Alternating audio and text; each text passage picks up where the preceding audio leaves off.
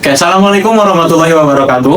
Alhamdulillahirrabbilalamin. Puji serta syukur kita panjatkan kepada Allah Subhanahu wa Ta'ala yang tentunya telah memberikan kita kesempatan. Jadi kita bisa berkumpul pada podcast kali ini. Dan juga salawat dan salam kita curahkan kepada Nabi Muhammad SAW, juga kepada pengikut-pengikutnya hingga kepada kita selaku pengikutnya di akhir zaman. Amin ya rabbal alamin. Oke. Jadi pada kesempatan kali ini gitu, kita itu akan membahas satu studi kasus gitu, yang tentunya kami beri judul di sini refleksi kehidupan berdasarkan perspektif hadis sufistik. Jadi beberapa menit ke depan kita akan menemani teman-teman semua di sini dengan saya Muhammad Haikal Arifin dan saya Fakih Baihaqi. Dalam podcast kali ini ada sebuah cerita yang cukup menarik untuk dibahas, dibawakan oleh Arhan. Arhan adalah seorang arsitek muda sukses yang sedang mengalami krisis identitas. Di tengah gemerlap karirnya, ia merasa hampa dan mulai mempertanyakan tujuan hidupnya. Ia merasa pencapaian materi tidak memberinya ketenangan batin. Hingga akhirnya, ia kembali mendalami spiritualitas untuk menemukan arah hidup yang jelas. Farhan mulai menata ulang keyakinannya. Ia belajar bahwa hidup bukan sekedar kebetulan, melainkan ada sang pencipta yang mengatur alam semesta.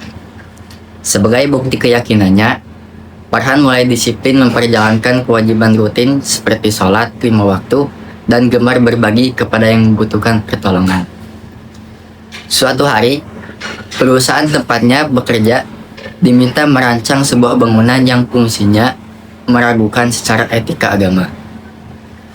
Farhan pun mencari dasar hukum untuk menentukan sikapnya, mulai dari mencari ketentuannya di Al-Quran dan Hadis, hingga melihat kesepakatan para ulama dan melakukan pertimbangan logis yang sejalan dengan syariat Islam. Sebagai pribadi Muslim, Farhan dikenal sebagai atasan yang santun dan jujur. Suatu saat, terjadi ketegangan antara stafnya dan yang berbeda keyakinan mengenai jadwal penggunaan ruang istirahat untuk ibadah. Farhan harus menengahi konflik tersebut dengan prinsip saling menghormati antar umat beragama tanpa mengesampingkan rasa persaudaraan dengan rekan sesama muslimnya di kantor. Oke, jadi tadi udah dipaparin gitu ya, dipaparin satu cerita gitu dari seorang Farhan gitu ya. Oke, mungkin sekarang kita bakal bedah kasusnya Farhan ini gitu. Mungkin kita mulai dari masalah pertama kali ya. Yang pertama itu kita lihat ceritanya itu bahwasannya Farhan itu adalah seorang arsitek muda yang sukses. Tapi justru gitu, Farhan ini merasa hampa, kemudian dia kehilangan arah hidup. Nah, menurut Anda gitu, kenapa sih hal tersebut bisa terjadi? Dalam perspektif tasawuf, ya, manusia tidak hanya membutuhkan kesuksesan materi, tetapi juga ketenangan jiwa. Ketika kebutuhan spiritual tidak terpenuhi, seseorang bisa merasa kosong, walaupun memiliki jabatan, harta, dan karir yang baik. Jadi sebenarnya gitu, menurut Anda ini yang dialami Farhan itu adalah krisis spiritual, bukan begitu? Betul banget. Jadi hal ini sesuai dengan firman Allah dalam surat Al-Ra'd ayat 28 yang berbunyi ala bidzikrillah tatmainnul qulub, yang artinya ingatlah, hanya dengan mengingat Allah hati menjadi terang. Nah, selain itu juga Rasulullah itu pernah bersabda gitu bahwasannya di dalam tubuhnya manusia itu ada segumpal daging, yang mana kalau misalkan segumpal daging ini baik, maka baik juga seluruh tubuhnya. Tetapi kalau misalkan segumpal daging ini buruk, maka seluruh tubuhnya itu akan menjadi buruk. Nah, karena itu para ulama sufi seperti Al-Ghazali menjelaskan bahwa kebahagiaan sejati terletak pada kedekatan dengan Allah, bukan hanya pencapaian duniawi.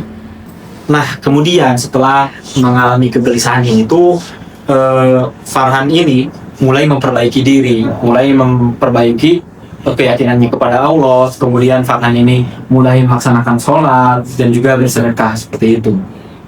Nah, dari yang Farhan lakukan, selain dia meyakini diri, kemudian dia membiasakan diri melaksanakan ibadah.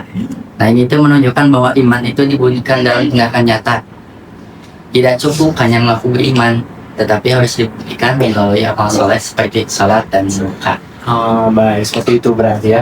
Ya, karena memang dalam hadis Jibril juga itu disebutkan, dijelaskan bahwasanya iman itu mencakup keyakinan kepada Allah, kepada malaikat, kepada kitab-kitabnya, kepada para rasul, dan juga hari akhir dan takdir. Jadi mungkin kalau kita lihat ya, gitu sikap Farhan yang mulai dia memperbaiki diri, dia mulai melaksanakan sholat, dia mulai bersedekah, itu tuh termasuk bagian dari imannya kepada Allah, seperti itu ya. Benar. Sedangkan salat dan sedekah yang dilakukan Farhan merupakan implementasi dari iman tersebut. Dalam tasawuf, ibadah berfungsi membersihkan hati dan mendekatkan seorang hamba kepada Allah. Berarti perubahan yang dilakukan oleh Farhan ini jadi langkah yang tepat gitu ya dalam mencari ketenangan. Iya, tepat sekali. Oh, seperti itu. Oke, selanjutnya di kasus yang ketiga itu Farhan menghadapi dilema ya. Menghadapi dilema ketika perusahaannya ini diminta untuk merancang bangunan, tetapi bangunan ini gitu difungsikannya itu diragukan secara etika agama, seperti itu. Nah, dalam cerita tersebut, ketika Farhan menghadapi dilema, dia langsung mencari dasar hukum melalui Al-Quran, hadis, ijma, dan qiyas. Langkah tersebut sesuai dengan metode pengambilan hukum dalam Islam. Allah juga berfirman dalam surah Al-Maidah ayat 2, intinya janganlah kalian tolong-menolong dalam dosa dan juga permusuhan. Nah, selain dari Al-Quran juga, Rasulullah SAW bersabda, yang halal itu jelas dan yang haram itu jelas. Dan di antara keduanya terdapat perkara sumpah. Nah, terus bagaimana sih gitu? Menurut Anda sikap yang harusnya diambil sama Farhan ini? Nah, berdasarkan dari Al-Quran, hadis, ijma, dan qiyas, dapat disimpulkan jika bangunan tersebut jelas digunakan untuk kemaksiatan atau melanggar syariat, maka ia tidak boleh ikut membantu. Dalam tasawuf ada konsep waro, yaitu sikap berhati-hati terhadap perkara yang meragukan. Jadi artinya seorang muslim itu bukan hanya mempertimbangkan keuntungan finansial, tapi juga keberkahan dalam hidupnya, gitu. Nah, kemudian dalam masalah yang terakhir ini adalah masalah ketika Farhan itu harus menyelesaikan konflik. Konflik di sini itu yaitu konflik antara pegawai yang berbeda agama, gitu. Jadi pegawai yang berbeda agama terkait penggunaan ruang ibadah, seperti itu. Nah, dalam Islam mengajarkan toleransi dan keadilan. Allah berfirman dalam surat Al-Mumtahanah ayat 8 bahwa Allah tidak melarang umat Islam berbuat baik dan berlaku adil kepada orang yang berbeda agama selama mereka tidak memerangi umat Islam. Nah, selain itu juga Rasulullah SAW juga mengajarkan untuk menghormati hak-hak non-muslim yang hidup berdampingan dengan umat Islam. Nah, karena itu Farhan harus menjadi pemimpin yang adil. Dia harus memberikan kesempatan kepada semua pegawai untuk beribadah sesuai keyakinannya masing-masing. Iya, benar banget gitu. Jadi kayak gitu ya. Nah, tapi di saat yang bersamaan juga gitu, Farhan ini tetap menjaga ukhuwah Islamiyah dengan sesama muslim. Betul. Jadi toleransi bukan berarti mencampur-adukan akidah, tetapi saling menghormati dalam kehidupan sosial.